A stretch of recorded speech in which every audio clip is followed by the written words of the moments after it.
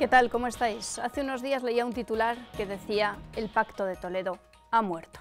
¿Qué tal, Domingo? ¿Qué tal, Richard? O sea que podemos ir ya al entierro del Pacto de Toledo, con ese nombre tan pomposo, con tanta historia. Desgraciadamente no, el año que viene no. La próxima legislatura, que ya queda poco, nos van a dar la matraca con él otra vez. O sea que sigue vivo. Sí, se van a volver a reunir, se van a hacer las fotos, nos van a convocar a los periodistas a las mismas comisiones.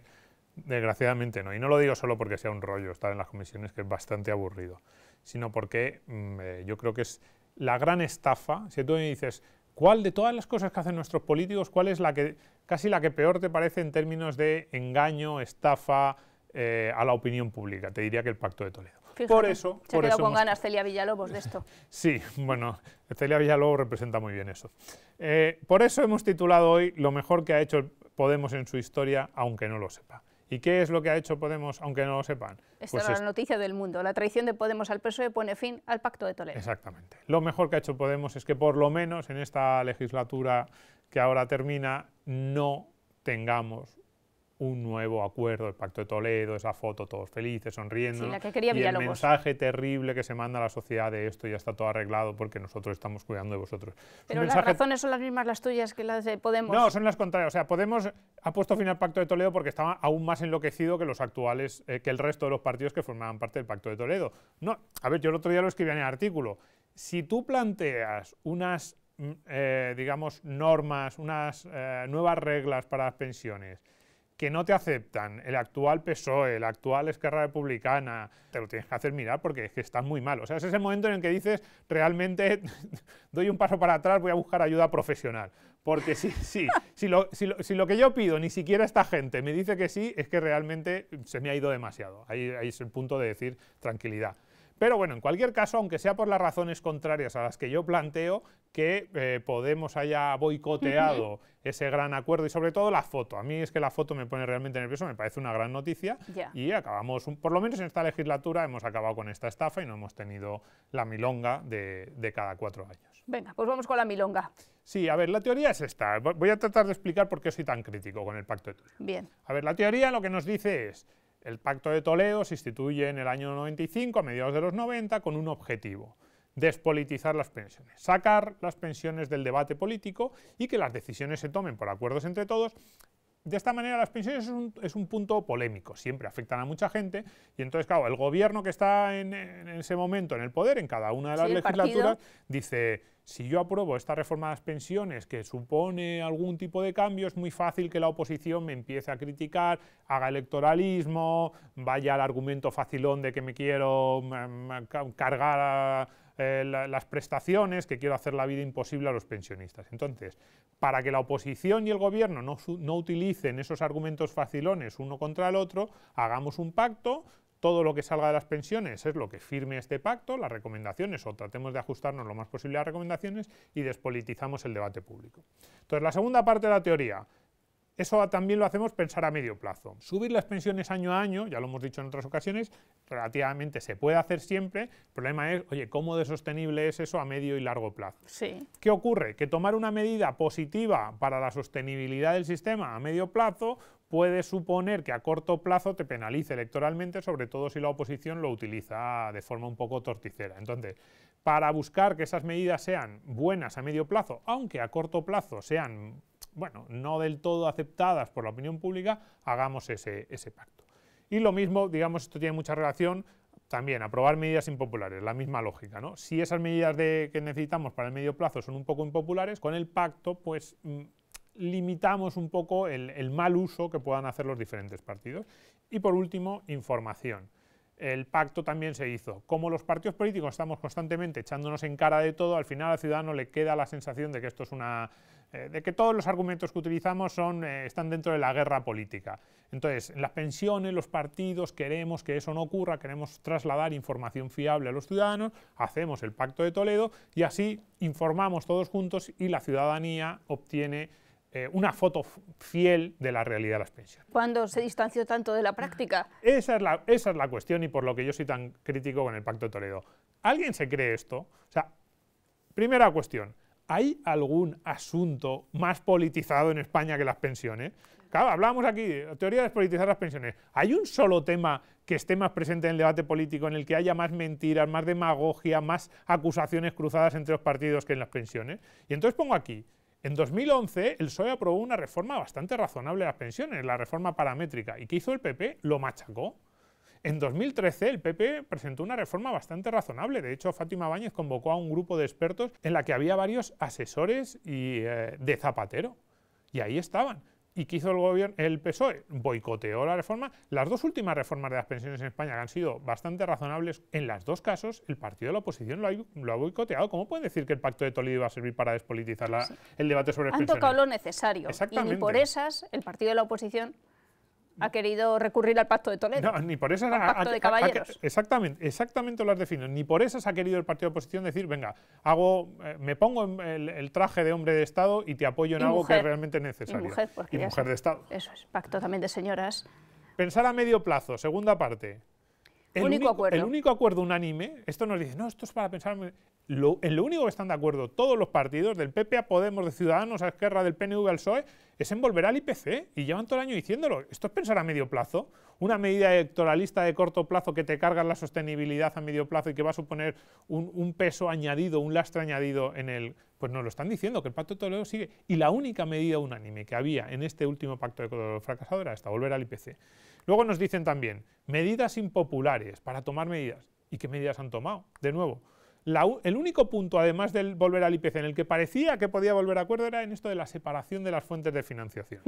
¿Que en qué consiste? En meterlo todo debajo de la alfombra del presupuesto, sacarlo de la seguridad social, empujarlo al presupuesto general del Estado y que se pague vía impuestos, que no es solucionar nada, porque ni dejas de pagar nada, todas las prestaciones van a seguir exactamente igual, todas las reglas siguen igual, pero eso sí, se paga desde otra forma.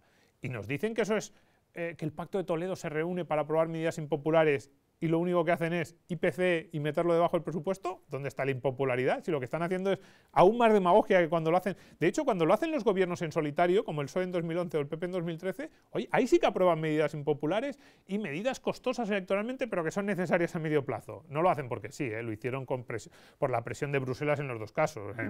En los dos casos España estaba al borde de la quiebra y desde Bruselas nos dijeron o tomáis medidas para ajustar el gasto en el principal capítulo de gasto, que es las pensiones, o os dejamos caer como Grecia, y entonces no le queda otro remedio a ninguno de los dos gobiernos. Pero, en cualquier caso, los dos gobiernos en solitario tomaron medidas razonables. El Pacto de Toledo lo que hace es IPC, cortoplacismo puro y duro, y el trilerismo presupuestario. Lo metemos todo debajo de la alfombra y que se pague vía impuestos. Y la última de la teoría que nos dice información. ¿Información?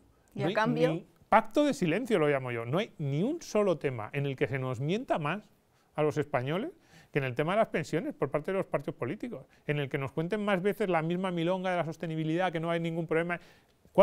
¿Alguien recuerda a un político que haya dicho a los españoles que va a caer la tasa de sustitución? ¿Que va a caer? Porque además va a caer. O sea, no es que... Nunca. ¿Alguien le ha dicho a los partidos, ¿alguien ha escuchado algún político que le haya dicho a los españoles que ampliar el periodo de cálculo de la vida activa va a suponer reducir la pensión al 80 o al 90% de los futuros pensionistas? Porque claro, si pasas de contar los 25 últimos años a toda la vida activa, para el 90 o el 95% de los pensionistas futuros va a suponer una... ¿Alguien lo ha oído? No. Nadie. ¿Dónde está la información? Es mentira, el Pacto de Toledo sirve para engañarnos más. Entonces yo por eso digo, menos mal que Podemos haya boicoteado. Otra cosa es que a Podemos le gustaría ir aún más para allá. Pero sí, bueno, ya las obsesiones que tenga cada uno en la cabeza es su problema, ¿no?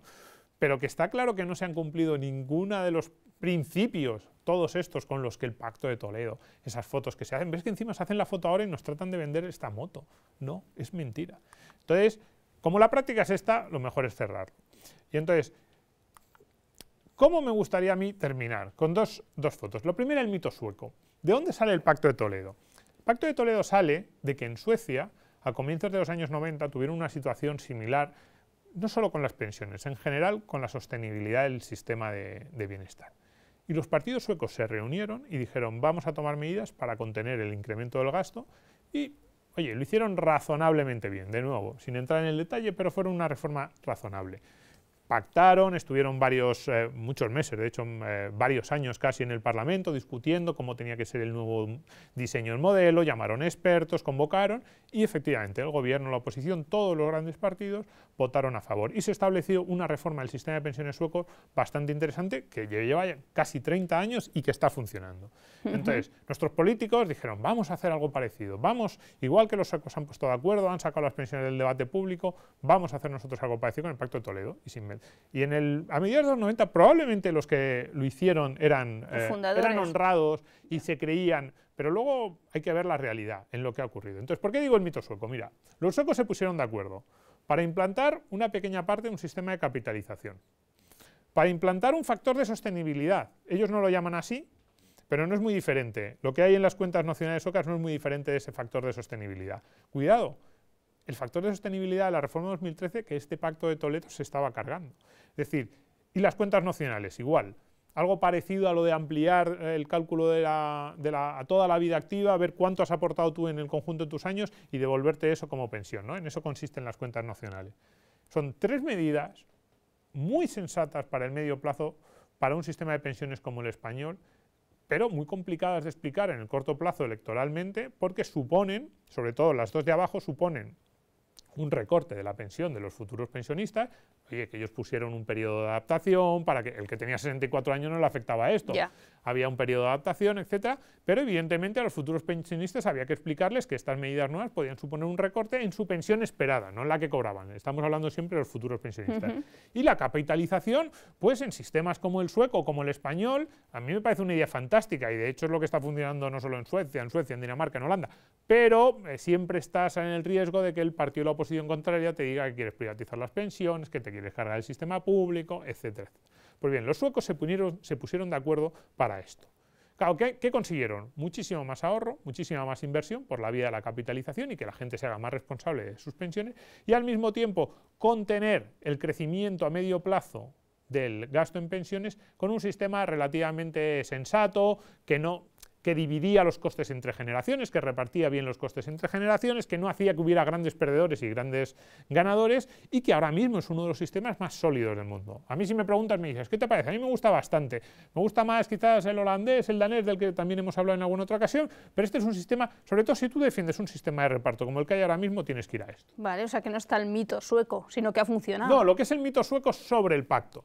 Es decir, los que dijeron, vamos a crear un pacto, ¿cómo? ¿Se está planteando algo de esto el Pacto de Toledo? ¿Está siquiera encima de la mesa? Alguien que pusiera esto encima de la mesa lo echarían del Pacto de Toledo a gorrazos. Y nos están vendiendo que ellos quieren ser como los suecos. Mentira, ellos lo que quieren es esto.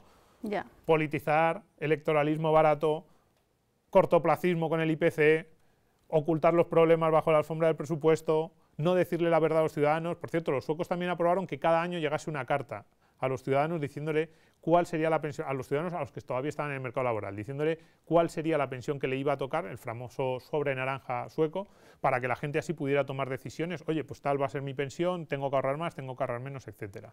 Eso, por cierto, tampoco no está. Hablan a veces genérico, no, hay que dar más información, pero no. Sobre naranja, no, eso no está. De hecho, estaba en la ley, eso es una crítica al PP, estaba en la ley de 2013 y luego no se atrevieron a sacarlo, para que la gente no vea cuánto le tocaría. La transparencia aquí. Claro, entonces, de la teoría que nos vendieron del Pacto de Toledo a la práctica de lo que ha sido, al mito sueco, es que hay tanta diferencia que afortunadamente en este caso por lo menos no ha salido. Y vamos a acabar con una pregunta, ¿no? Una pregunta incómoda, sí. La pregunta es esta, aquí tengo una de las manifestaciones que se hicieron el año pasado sobre las pensiones, y la pregunta que no queremos hacernos es, ¿el problema es del Pacto de Toledo o es nuestro? De los ciudadanos, de los que están ahí diciendo cosas que algunas de esas son mentira, en algunas de esas pancartas. Si un partido político en España tratara de que el Pacto de Toledo sirviera para lo que debería servir y tratara de decirnos la verdad sobre las pensiones, ¿le votaríamos? ¿O preferimos esto? ¿Preferimos que nos mientan? ¿Preferimos ir al Congreso y a que nos den la pildorita del cortoplacismo del IPC a cambio de no enterarnos de cuál es la realidad a medio plazo? Y yo creo que sí, que los partidos españoles son nefastos y que hay muy poca preparación entre algunos de sus cuadros de los que tratan sobre todo estos temas de pensiones. Pero no viven en un mundo aislado. No viven en un mundo aislado. Los partidos hacen lo que hacen porque los ciudadanos les demandamos lo que les demandamos. Y esto ya lo dije una vez en un vídeo de las pensiones. Pero en el tema de las pensiones en concreto, les estamos pidiendo que nos mientan. Nos mienten en buena parte porque nosotros se lo pedimos. Luego no nos extrañemos de que lo hagan. Si el Pacto de Toledo realmente es un pacto de políticos, no es un pacto para los ciudadanos, es por culpa de los ciudadanos precisamente. En parte sí, a ver, no solo por los ciudadanos, pero en buena parte es culpa nuestra. Hombre, si les podemos poner la cara colorada. Sí, no lo hacemos. Y si alguien tratara de hacer algo diferente, no se lo premiaríamos. Gracias, Domingo. Gracias a ti, Richard.